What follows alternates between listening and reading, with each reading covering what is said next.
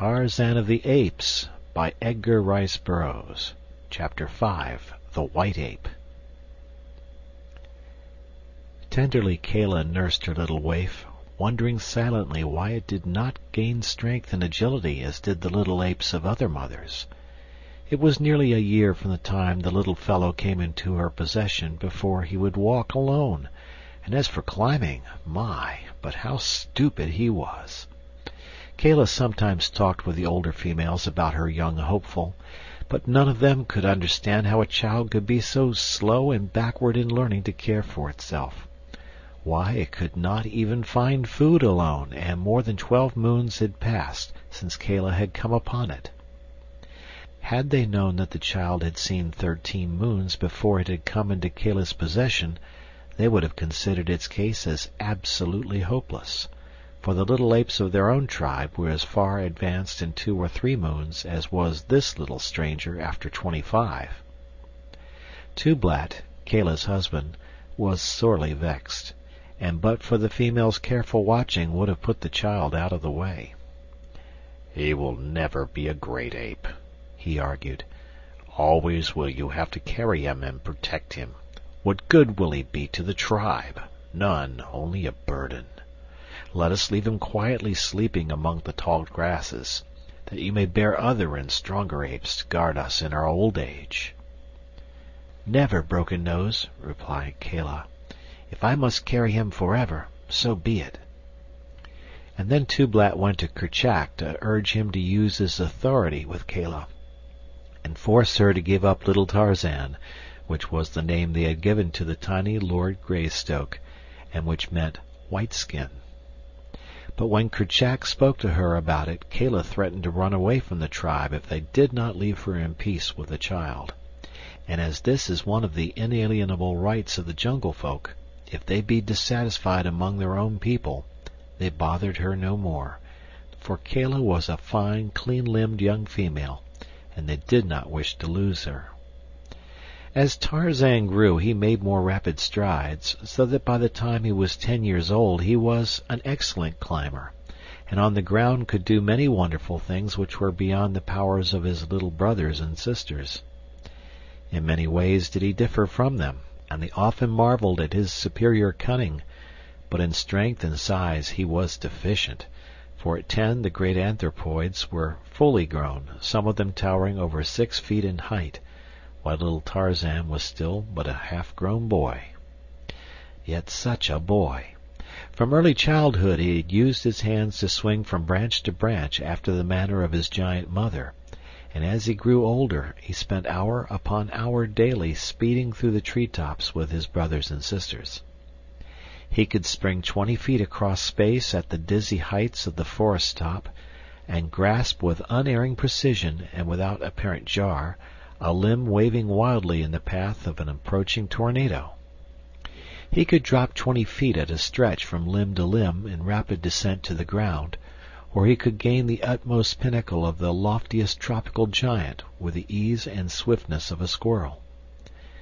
Though but 10 years old, he was fully as strong as the average man of 30, and far more agile than the most practiced athlete ever becomes, and day by day his strength was increasing.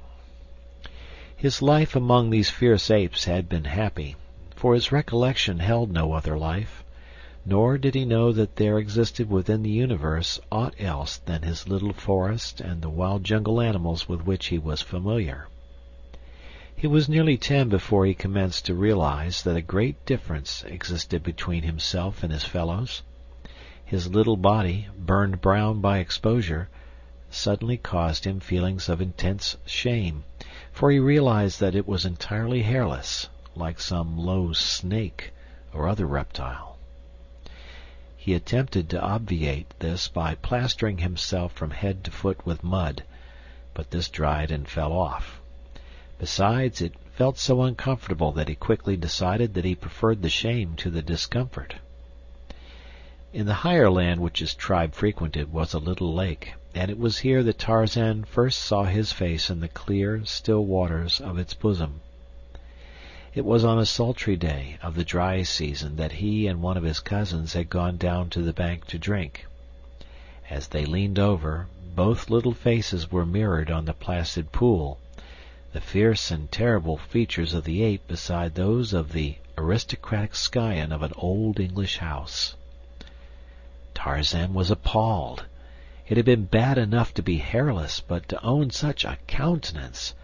He wondered that the other apes could look at him at all. That tiny slit of a mouth and those puny white teeth!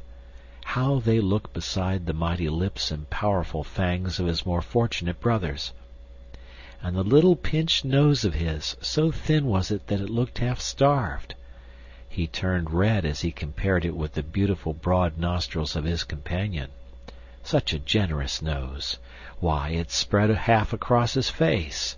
It certainly must be fine to be so handsome, thought poor little Tarzan. But when he saw his own eyes, that was the final blow. A brown spot, a gray circle, and then blank whiteness. Frightful! Not even the snakes had such hideous eyes as he. So intent was he upon this personal appraisement of his features that he did not hear the parting of the tall grass behind him as a great body pushed itself stealthily through the jungle. Nor did his companion, the ape, hear either, for he was drinking, and the noise of his sucking lips and gurgles of satisfaction drowned the quiet approach of the intruder. Not 30 paces behind the two she crouched, Sabor, the huge lioness, lashing her tail. Cautiously she moved a great padded paw forward, noiselessly placing it before she lifted the next. Then she advanced, her belly low, almost touching the surface of the ground, a great cat preparing to spring upon its prey. Now she was within 10 feet of the two unsuspecting little playfellows. Carefully she drew her hind feet well up beneath her body, the great muscles rolling under the beautiful skin. So low she was crouching now that she seemed flattened to the earth, except for the upward bend of the glossy back as it gathered for the spring.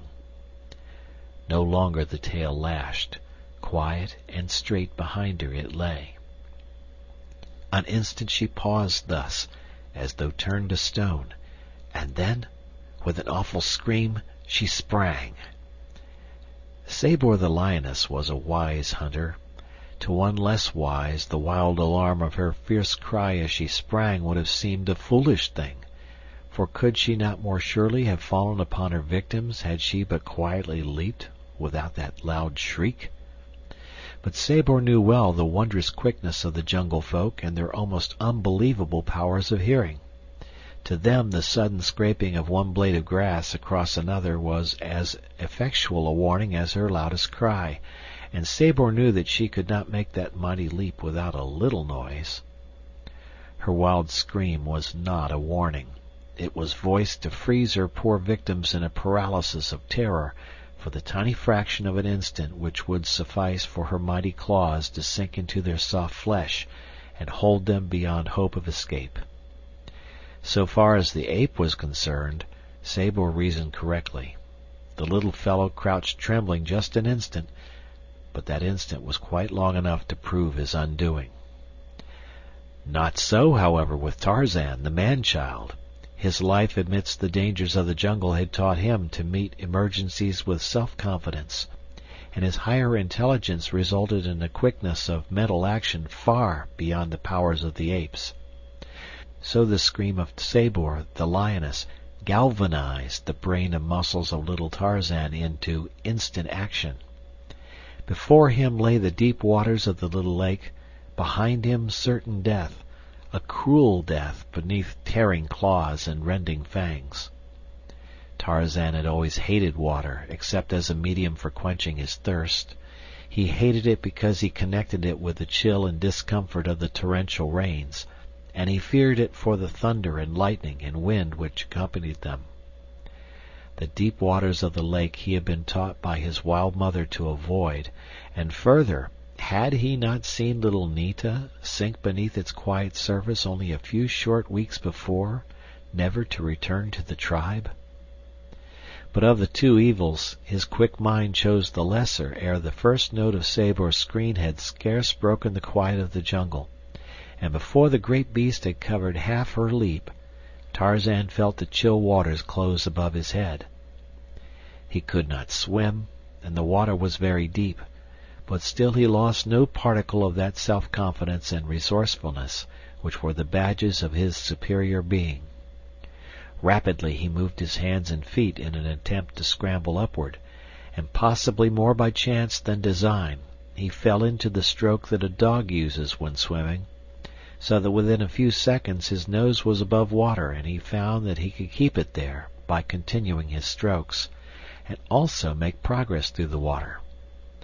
He was much surprised and pleased with this new acquirement which had been so suddenly thrust upon him, but he had no time for thinking much upon it.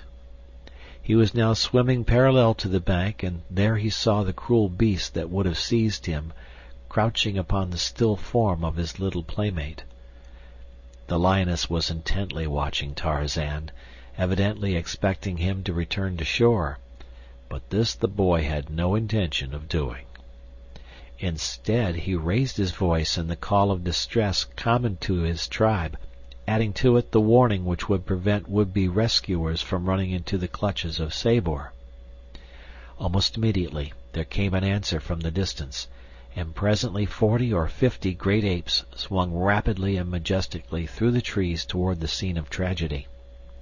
In the lead was Kala, for she had recognized the tones of her best beloved, and with her was the mother of the little ape who lay dead beneath cruel Sabor. Though more powerful and better equipped for fighting than the apes, the lioness had no desire to meet these enraged adults, and with a snarl of hatred she sprang quickly into the brush and disappeared. Tarzan now swam to shore and clambered quickly upon dry land. The feeling of freshness and exhilaration which the cool waters had imparted to him filled his little being with grateful surprise, and ever after he lost no opportunity to take a daily plunge in lake or stream or ocean when it was possible to do so. For a long time Kala could not accustom herself to the sight, for though her people could swim when forced to it, they did not like to enter water, and never did so voluntarily.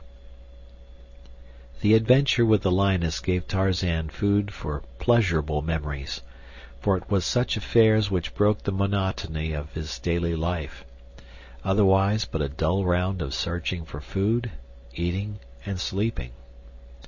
The tribe to which he belonged roamed a tract extending roughly 25 miles along the sea-coast and some 50 miles inland.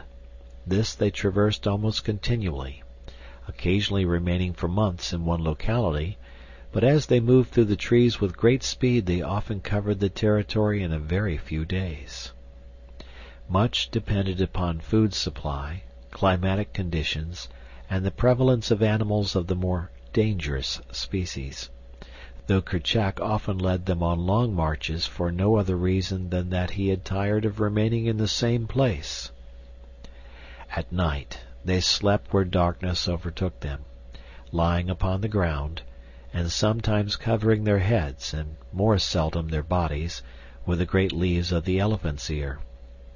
2 or 3 might lie cuddled in each other's arms for additional warmth if the night were chill, and thus Tarzan had slept in Kala's arms nightly for all these years. That the huge, fierce brute loved this child of another race is beyond question, and he, too, gave to the great hairy beast all the affection that would have belonged to his fair young mother had she lived. When he was disobedient she cuffed him, it is true, but she was never cruel to him, and was more often caressing him than chastising him. Tublat, her mate, always hated Tarzan, and on several occasions had come near ending his youthful career. Tarzan on his part never lost an opportunity to show that he fully reciprocated his foster father's sentiments, and whenever he could safely annoy him, or make faces at him, or hurl insults upon him from the safety of his mother's arms, or the slender branches of the higher trees, he did so. His superior intelligence and cunning permitted him to invent 1,000 diabolical tricks to add to the burdens of Tublat's life. Early in his boyhood he had learned to form ropes by twisting and tying long grasses together, and with these he was forever tripping Tublat or attempting to hang him from some overhanging branch. By constant playing and experimenting with these he learned to tie rude knots and make sliding nooses, and with these he and the younger apes amused themselves. What Tarzan did they tried to do also, but he alone originated and became proficient. One day while playing thus, Tarzan had thrown his rope at one of his fleeing companions, retaining the other end in his grasp. By accident the noose fell squarely about the running ape's neck, bringing him to a sudden and surprising halt. Ah, here was a new game, a fine game, thought Tarzan, and immediately he attempted to repeat the trick. And thus, by painstaking and continued practice, he learned the art of roping. Now indeed was the life of Tublat a living nightmare. In sleep, upon the march, night or day, he never knew when that quiet noose would slip about his neck and nearly choke the life out of him. Kala punished, Tublat swore dire vengeance, and old Kerchak took notice and warned and threatened, but all to no avail. Tarzan defied them all, and the thin, strong noose continued to settle about Tublat's neck whenever he least expected it. The other apes derived unlimited amusement from Tublat's discomfiture, for Broken Nose was a disagreeable old fellow, whom no one liked anyway. In Tarzan's clever little mind many thoughts revolved, and back of these was his divine power of reason. If he could catch his fellow apes with his long arm of many grasses, why not Sabor, the lioness? It was the germ of a thought, which, however, was destined to mull around in his conscious and subconscious mind until it resulted in magnificent achievement. But that came in later years. End of chapter.